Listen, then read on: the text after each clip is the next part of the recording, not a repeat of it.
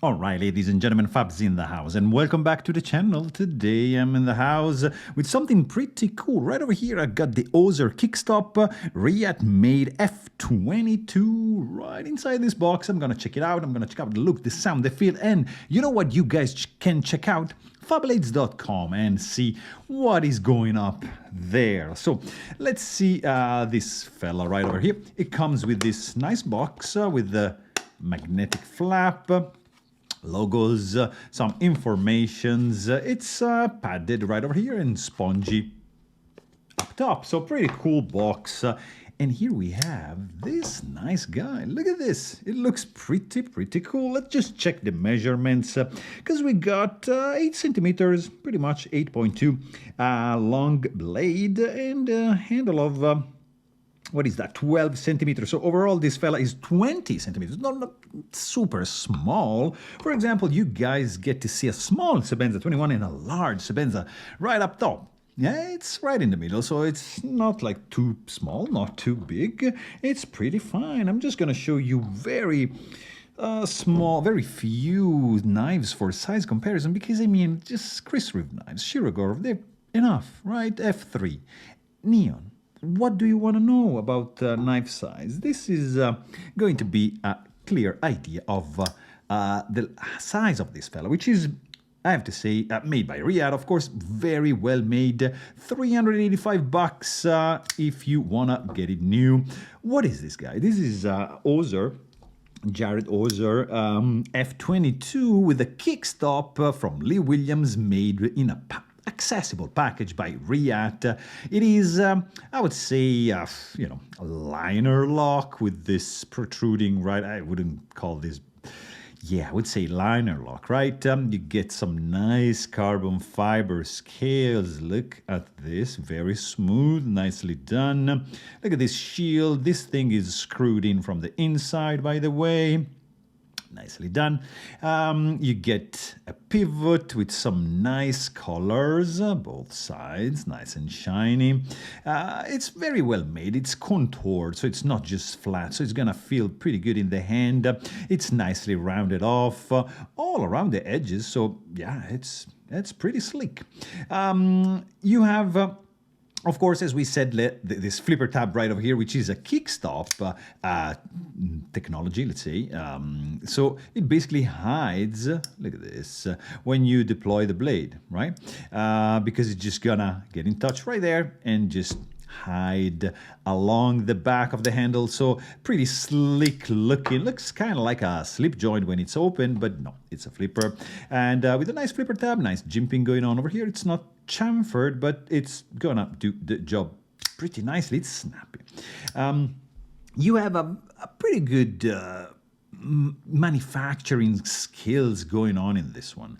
Yes, it's 385 bucks. It's not cheap, but you get some nice materials, some nice finishes, well put together. I don't see any you see it's pretty flush all the way around, nicely chamfered on the inside. There's no internal skeletonization going on in the liners, but still, it's fine. The shield feels pretty good. You have simple construction. Outside you have this, I believe it's a T9 and a T10. Right over here to take off this scale, you're gonna get a couple of T6 underneath to take care of if you wanna just, take it apart and clean it up. You can also, by the way, check out my maintenance video and you're gonna be done. It's pretty straightforward, really. It has tiny bearings. Check out how tiny they are, but still, the action is pretty good.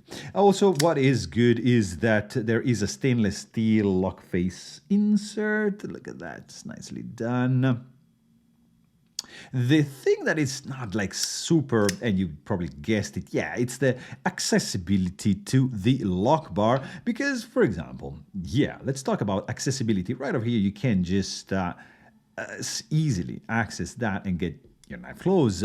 In this case, you gotta have to work your way a little bit inside this little crevice and then disengage the lock bar. But there's, see, 4 dimples right over there, kind of like acting as a jimping. kind of thing, which, yeah, adds a little bit of traction, which is good.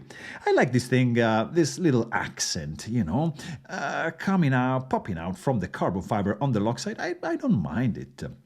I like the little logo right over there on both sides of the blade. It's the only, you know, billboarding going on over here. The clip, yeah, I don't know why, it flows very well with the line. So, of course, as you can see of the back, but I don't know, there's something that it's just not sitting well with me. It works all right, but it's just, I don't know, it's not positioned right. This half screw right over here, not a fan of. Maybe, you know, because there's a screw that goes right out over here. I don't know, maybe that was the only way to do it, but still, I'm not super fan of this pocket clip, but it's all right.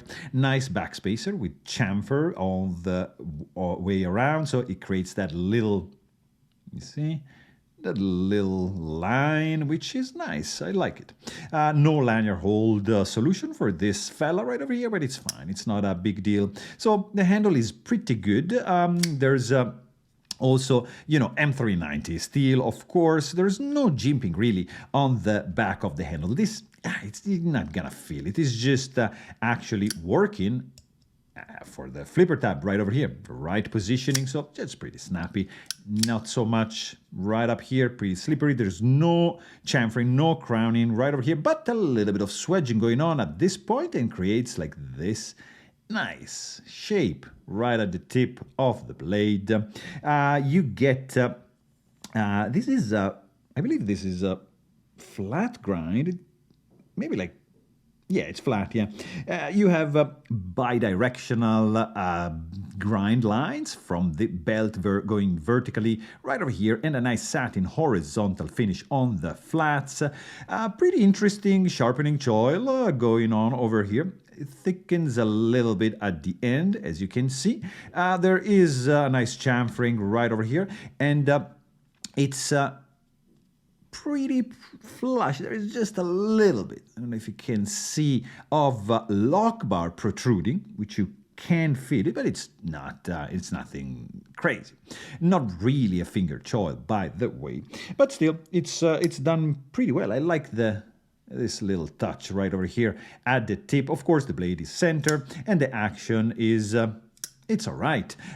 You gotta wiggle a little bit, because the lock bar tension is just preventing the drop shuttiness to take effect, but still, it's not too bad. So deploys nicely.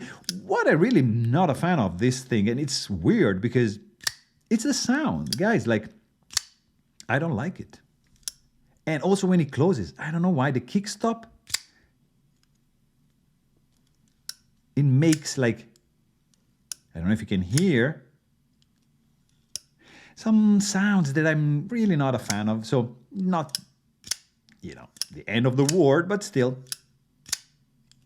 it's kind of dry and clunky. Really, we didn't click, but still, I know there's gonna be for sure somebody in love with this sound, because I mean, the action is pretty good. The look is very nice. It's super sleek. Look at this line. So from the look department, we are done. It's elegant, it's classy. From the sound department, not so much. Ergonomically speaking, this is pretty solid in the hand. There's no hot spots going on. It's well chamfered, feels absolutely solid. Nice backspacer. It just holds well. You know, it feels good in the hand, even if a little bit of slipperiness because there's no texturing going on in these scales, but still, the ergonomics are fine. There's not much access to the lock bar, not much jimping going on right over here, but still, we are in the presence of a very neat one, classy, and I think it's gonna become a classic. So there you have it. Really hope you guys enjoyed this video, and thanks for watching. Stay tuned.